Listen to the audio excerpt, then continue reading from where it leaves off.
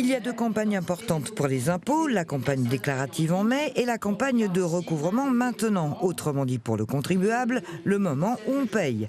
L'impôt sur le revenu ne pose plus de réelles difficultés avec le prélèvement à la source et la taxe d'habitation ne concerne plus qu'une petite partie de la population réunionnaise.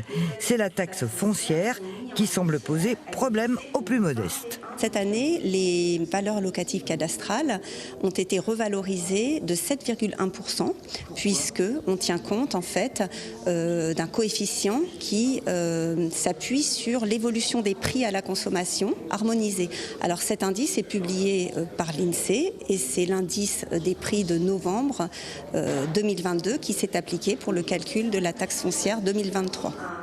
Double peine donc pour les plus fragiles. Aux 7,1% d'inflation s'ajoute la hausse des 7,1% de taxes foncières. Selon l'âge et les situations particulières, certains peuvent se voir exonérés de cet impôt. Bénéficient notamment d'une exonération totale de leur taxe foncière pour leur habitation principale.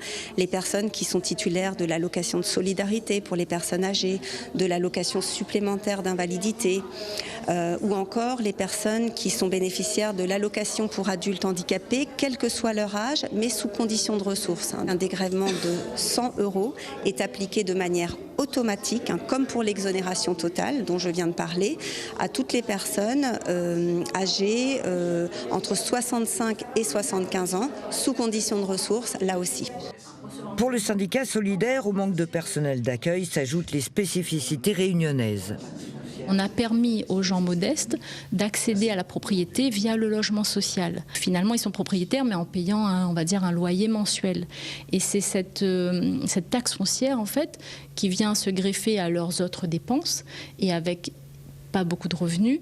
Ils n'ont pas les moyens, comme je disais, de se mensualiser et ils se retrouvent à devoir payer chaque année, au 15 octobre, la somme d'un seul coup.